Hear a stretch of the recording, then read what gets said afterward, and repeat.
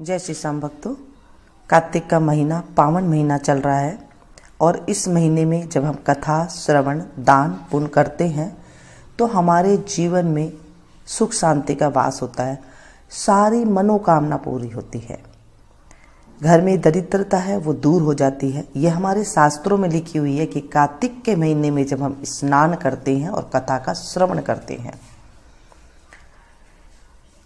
दीपदान इसमें बहुत जरूरी है। अगर आप दीप दान करते हैं मंदिर में, गौशाला में, नदी के तट पर, तुलसी जी के क्यारी पर, पीपल के पेड़ के नीचे, तो हमें अक्षय पुण्य की प्राप्ति मिलती है, घर से दरिद्र का नाश हो जाता है। कार्तिक के पूरे महीने आप दीप दान कर सकती हैं। 3 तार की 108 बाती बना करके आप तुलसी जी की आगे जला सकते हैं। पथवारी के आगे 3 तार की 108 बाती जला सकती हैं। इससे अमोघ फल की हमें प्राप्ति होती है, सुख शांति समृद्धि हमारे घर में वास करती है।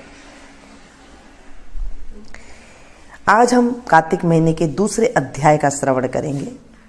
बोलिए विष्णु भगवान की जय, श्री कृष्ण कन्हैया लाल की जय, बांके बिहारी लाल की जय।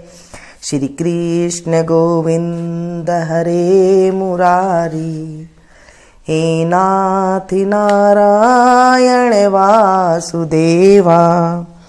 श्री कृष्ण गोविंद हरे मुरारी, हे नाथ नारायण वासुदेवा।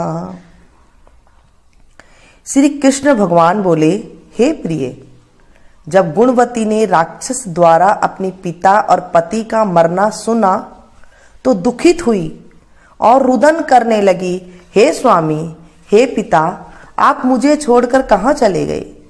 मैं आपके बिना क्या करूं? अब मेरे भोजन वस्त्र का प्रबंध कौन करेगा? अब मैं किसकी शरण लूं? मैं विधवा हो गई, विधाता का मेरे ऊपर कोप हुआ, मैं कैसे जीऊं? श्री कृष्ण जी बोले, कुकरी के समान विलाप करती हुई, हवा से हिलते हुए केले के पत्ते की तरह कांपती हुई वह पृथ्वी पर गिर पड़ी। थोड़ी देर में सावधान होने पर फिर विलाप करने लगी और शोक मुद्रा में डूब गई। इस शोक समुद्र में डूबने के बाद उस गुणवती ने घर की सब वस्तुएं बेचकर यथाविधि से अपने पति की पारलौकिक क्रिया की और उसी नगरी में विष्णु भगवान की भक्ति में तत्पर होकर इंद्रियों को बस में कर शांति से रहने लगी और मरण तक एकादशी और कार्तिक मास के व्रतादि करती रही। हे प्रिय, यह दोनों व्रत मुझे अत्यंत प्यारे हैं, जिसके करने से भोग और मोक्ष की प्राप्ति होती है, पुत्र और संपत्ति मिलती है। कार्तिक की तुला राशि पर सूर्य निकलने पर महापापी जो भी प्रातःकाल स्नान करते हैं वे भी मुक्ति को प्राप्त होते हैं। जो मनुष्य स्नान, जागरण, दीपदान और तुलसी का पालन करते हैं वे विष्णु के रूप है।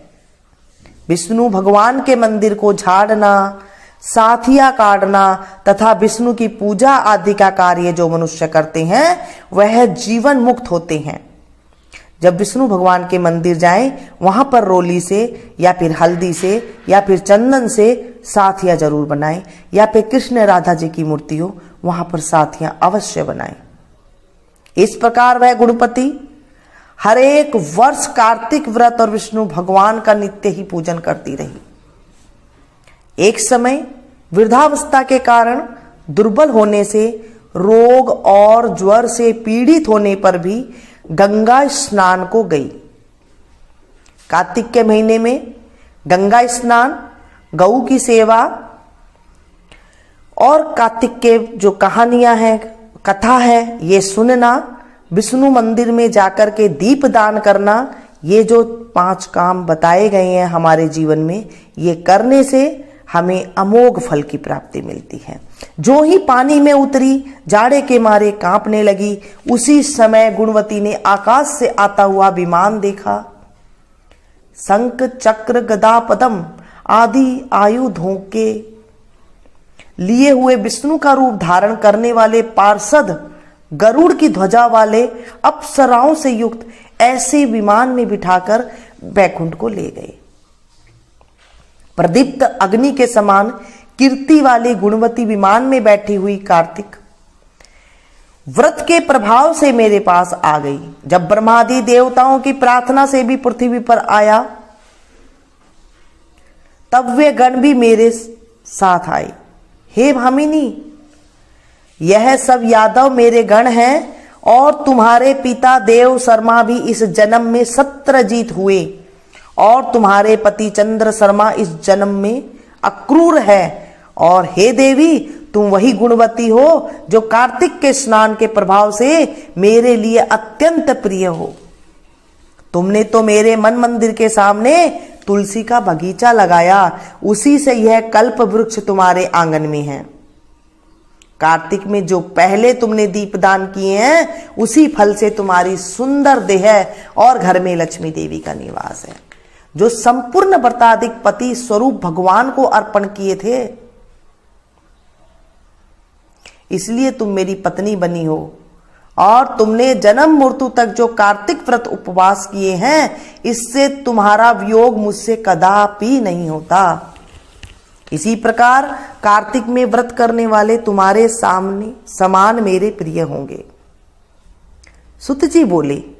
सत्यभामा जी अपने पूर्व जन्म का सवाल जानकर बड़ी प्रसन्न हुई। भगवान के सामने दीप दान करना, तुलसी जी के सामने दीप दान करना, पीपल के नीचे दीप दान करना, यह हमारे जीवन से कष्टों का निवारण करते हैं और घर में दरिद्रता का नाश करते हैं, रोगों का निवारण करते हैं। बोले विष्णु भगवान की जय, बाके बिहारी लाल की जय, कृष्ण कन्हैया लाल की जय। पथवारी की कहानी करते हैं, तुलसी जी की कहानी करते हैं, लपसी तपसी की कहानी करते हैं, जाटका भाटका की कहानी करते हैं। कार्तिक के महीने में ये सारी कहानी कल मैंने आप लोगों के साथ शेयर की थी। भजन भी गाते हैं। शाम के टाइम में जब तुलसा जी को आप दीपक लगाएं, सुबह जब आप दीपक लगाएं, तो तभी भी आप भजन गाएं। आज हम पथवारी की कहानी सुनेंगे। एक बुढ़िया थी, उसके 4 बेटे थे और 4 भैंस थी। कार्तिक का महीना आया, बुढ़िया अपनी बहुओं से बोली, मैं तो कार्तिक नहाने जाऊंगी और तुम लोग एक एक भैंस ले लो। 1 महीने में आऊंगी तो देखूंगी कि तुम में से कौन सी बहू सबसे ज्यादा घी जोड़ पाएगी। तीनों बहुएं बड़ी चालाक थी। छोटी बहू को ना तो दूध बिलोना आता था, ना ही घी निकालना।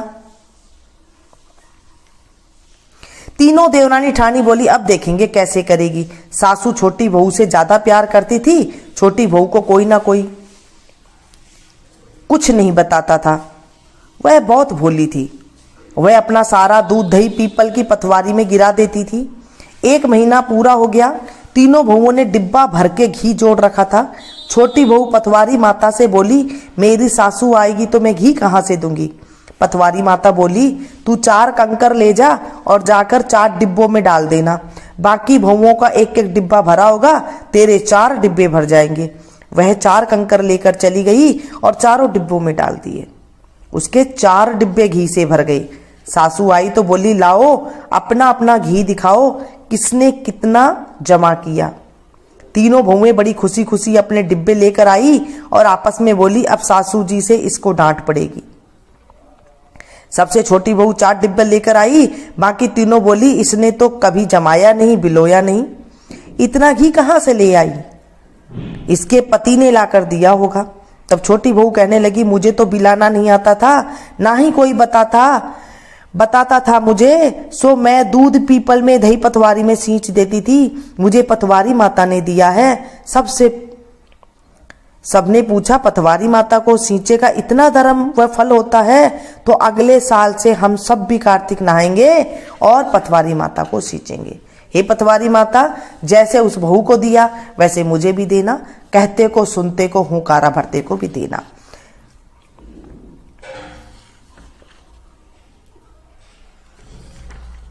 बोले विष्णु भगवान की जय। एक जाट का था, एक भाट का था, दोनों गहरे दोस्त थे। जाट चला अपनी बहन को, भाट चला सासरे। रास्ते में कुएं की पाल पर दोनों बैठ गए। जाट बोला नगर बसेरा कर ले। भाट बोला मैं तो ससुराल जा रहा हूं, खूब खातिरी होगी सो तू ही कर ले। जाट कुएं की पाल पर बैठकर पानी की घंटी और चावल का दाना लेकर नगर बसेरा करने लगा और बोला नगर बसेरा जो करे सो मल धोवे पांव, ताता मांडे लाभ सी देसी देगी मेरी माँ, माँ देगी तो मावसी, देगी द्वारका का वास, मीठा मीठा ग्रास वृंदावन का वास, 5 कुल्ठी छठी रास, मेरा जीवड़ो श्री कृष्ण के पास, डालू पानी हो जाए घी, झट से निकल जाए मेरा जी, करके चल पड़ा। जाट की बहन ने बूरा चावल जिमाकर खूब बातचीत की। भाट पहुंचा तो ससुराल में आग लग गई। आग बुझाते बुझाते, राख उठाते उठाते हाथ भी काला हो गया, मुंह भी काला हो गया। रोटी न पानी। पड़ोसन आई, बोली जवाई आया है उसकी भी पूछ कर लो। सास बोली क्या करूं, मेरा टापड़ा भुपता चला आया। पड़ोसन ने एक रोटी और छाछ दी और उसे खा ली। शाम को दोनों दोस्त फिर मिले। दोनों बोले कह बात। भाट बोला मेरे ससुराल में आग लग गई पाई, बुझाते बुझाते हाथ भी काला मुंह भी काला, रोटी न पानी।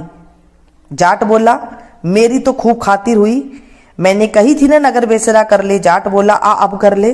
भाट बोला अभी भी न करूं, तेरी मौसी है पता नहीं रोटी दे या ना दे, तेरी तो माँ है दही कृष्ण छूचला चूरमा की, पेड़ी धर पावेगी। भाट ने नहीं किया, जाट ने नगर बसेरा करा। नगर बसेरा जो करे सोमल धोवे पांव, ताता मांडे लाभ सी देसी मेरी माए, मान देगी माओसी तो देगी द्वारका का वास, मीठा मीठा घास वृंदावन का वास, 5 कुल्टी छठी रास, मेरा जीवड़ो श्री कृष्ण के पास, डालू पानी हो जाएगी झट से निकल जाए मेरा जी। इतना कहकर वह चल पड़ा। घर पहुंचते ही जाट की मौसी ने बहुत लाड चाव किया। भाट आया तो उसकी भैंस खो गई। बाप एक लाठी धरे और एक उठावे, बोला ससुराल गया तो आग लगा दी, यहां आया तो भैंस खो दी। पहले भैंस खोज कर ला तब तेरे को रोटी पानी मिलेगी। सारा दिन हो गया ढूंढते ढूंढते पर भैंस नहीं मिली। बाजार में फिर दोनों मिले तो जाट ने पूछा क्या खबर है। भाट बोला आते ही मेरे बाप की भैंस खो गई, उसे दिन से ढूंढ रहा हूं, रोटियां का ठिकाना नहीं है। जाट बोला मैंने पहले ही कहा था कि नगर बसेरा कर ले।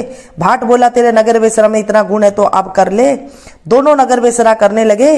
नगर बसेरा का जो करे सो मल धोवे पांव, ताता मांडे लापसी, देसी मेरी माए, मायने देसी माओसी तो देसी द्वारका का नास, मीठा मीठा तो देगी द्वारका का वास, मीठा मीठा घास वृंदावन का वास, 5 कुल्टी छठी रास, मेरा जीवड़ो श्री कृष्ण के पास, डालू पानी हो जाएगी झट से निकल जाए मेरा जी। उसने नगर बसेरा किया। आगे चला तो रास्ते में भैंस मिल गई। वह भैंस को लेकर घर आया। माँ बोली लड़के को आते ही निकाल दिया था, सारा दिन होगा भूखा मरते, उसको खूब अच्छी तरह जिमाया। उन्होंने सारी नगरी में ढिंडोरा पिटवा दिया कि हर कोई कार्तिक में और पीहर सासरे आते जाते नगर बसेरा करे। कार्तिक के महीने में जब आप कार्तिक का स्नान करते हैं सुबह सवेरे, तो जमीन को थोड़ा सा पानी आप डाल दे गोल चक्रा करके, और उसके बीच में आप एक दीवा जला दे, और फिर उस नगर बसेरा लोटे के ऊपर चावल के दाने लेकर आप नगर बसेरा बोले, नगर बसेरा से करे से न धोए पांव, ताता मांडे लापसी देसी मारी माए, माए न देसी माओसी तो देसी द्वारका का नाथ, मीठा मीठा घास बैकुंठा का पास। इस तरह बोल ले, या जो मैंने कथा में कही है उस तरह से बोल ले। इस तरह करने के बाद आप जो है नगर बसेरा जरूर करें कार्तिक के महीने में। अगर नगर बसेरा नहीं करते हैं तो दोष लग जाता है। नगर बसेरा करने से पूरा दिन सुख शांति से निकलता है। आप मंदिर में या घर में भी आप कर सकते हैं। जिस लोटे में आप कहानी सुन रहे हैं जल भर के, उसी में ही आप चावल के दाना थोड़ा सा लेकर के लोटे के ऊपर ही आप फिरा दे। नगर बसेरा से करे, से न धोए पाँव ताता मांडे लापसी, देसी मारी माए माए न देसी माओ से तो देसी द्वारका का नाथ, मीठा मीठा घास बैकुंठ का बास। इस तरह करके आप उस लोटे पे डाल दे। बाद में आप पथवारी में डाल सकते हैं उस जल को, या पीपल में डाल सकते हैं। घर में आप इस तरह से कर सकती हैं। एक जरा सा गोला पानी की धार से ही गोला बना ली। जैसे हम गोल कोई चीज चूड़ी बना रहे हैं ना, ऐसे चूड़ी की तरह आप गोल पानी की धार से बना ले और बीच में आप एक बत्ती जला दे। ये हो जाता है नगर बसेरा। इस तरह से नगर बसेरा की पूजा करनी चाहिए तो हमारे घर में सुख शांति आती है और दिन अच्छा निकलता है, कोई दिक्कत नहीं आती है। 9 ग्रह की कहानी आज सुनेंगे। 2 बहन भाई थे। भाई अपनी बहन से मिलने जा रहा था। रास्ते में सर्प बैठा था। सर्प बोला मैं तुझे डसूंगा। भाई बोला तू मुझे मत डस, मैं अपनी माँ का एक ही बेटा हूँ, अपनी बहन का एक ही भाई हूँ। सर्प बोला ना, तेरे तो 9 ग्रह की दशा लग रही है, मैं तुझे डसूंगा। लड़का बोला अच्छा बता। अच्छी बात है, मैं अपनी बहन से मिल आऊं, आती बात डस लेना। सर्प बोला क्या पता तू इस राह में आए या ना आए, मैं तो अभी डसूंगा। लड़का बोला अच्छा तू मेरे थैले में बैठ जा। सर्प थैले में बैठ गया, ऊपर से बेल पत्ते ढक दिए। लड़का बहन के घर पहुंचा। बहन 9 ग्रह की कथा कहती थी। बहन भाई से बोला भाई तू बैठ जा, बाद में बात करेंगे, पहले मेरी कहानी सुन ले। बहन ने कहानी कही, जीव की, जनावर की, हाथी की, घोड़े की, भाई बहन की, घर के धनी की, धी की जमाई की, देवरानी की जिठानी की, सास की ससुर की, संग की सहेलियों की, सबके 9 ग्रह शांत हो जाइयो। ग्रह चाले 8 पग, बंदा चाले 4 पग, सांप बिच्छू भंवरे सब आग में जल जाइयो। बहन कहानी कहकर खड़ी हो गई। वह भाई से बोली भाई थैले में क्या ले रखा है। लड़का बोला बहन कुछ नहीं ले रखा, मगर बहन ने जबरदस्ती थैला छीन लिया। जब उसने थैला खोला तो देखा कि बेल पत्ते, केले, संतरे बन गई हैं और सर्प का हार बन गया है। केले संतरे बच्चों को दे दिए और हार खुद पहन ली। वह हार पहनकर आई तो भाई बोला बहन तू तो बहुत गरीब थी, इतना महंगा हार कहां से ले आई। बहन बोली हाँ भाई, मैं तो तभी भी गरीब थी और अब भी गरीब हूं, तू ही मेरा हार लाया है, मेरे लिए हार लाया है। भाई बोला नहीं बहन, मैं तो तेरा हार नहीं लाया, मैं तो अपनी मौत लाया था। तेरी कहानी कहने से ये नाग का हार बन गया, ये तो मेरे भाग्य का, ये तो तेरे ही भाग्य का है, तू ही रख ले। बहन भाई से बोली भाई तुम्हारे 9 ग्रह की दशा लग रही है, मेरी भाभी से कहना वह 9 ग्रह की कहानी कहा करेगी। लड़का घर गया और अब अपनी पत्नी से बोला हमारे 9 ग्रह की दशा लग रही है, हम 9 ग्रह की कहानी कहेंगे, तू कहेगी और तो मैं सुनूंगा, और मैं कहूंगा तो तू सुनना। चावल चीनी के दाने हाथ में ले आ, लोटा भर के पानी ला। उसकी पत्नी चावल चीनी के दाने ले आई और लोटा भर के पानी ले आई। उन्होंने कहानी कही, जीव की, जिनावर की, हाथी की, घोड़े की, कुत्ते की, बिल्ली की, देवरानी की, जिठानी की, सासू की, ससुरे की, घर के धनी की, बहन की, भाई की, सबकी 9 ग्रह शांत हो जाइए। ग्रह चाले 8 पग, बंदा चाले 4 पग, सांप बिच्छू भंवरे सब आग में जल जाइयो। आज वार, शनिवार, रविवार, सोमवार, मंगलवार, बुधवार, बृहस्पतिवार, शुक्रवार, शनिवार, 8 बारों को नमस्कार। धरती माता को नमस्कार, 9 ग्रहों को नमस्कार। जैसे 9 ग्रह की दशा बहन की उतारी, ऐसी सबकी उतारना। जैसे भाई की उतारी वैसे सबकी उतारना। कहते न सुनते न हुकारा भरते को। इस कहानी को जो कहे उसकी उतारना, जो सुने उसकी उतारना, जो हुंकारा भरे उसकी उतारना। हे 9 ग्रह देवता, हमारे जीवन में कभी कष्ट मत आने देना।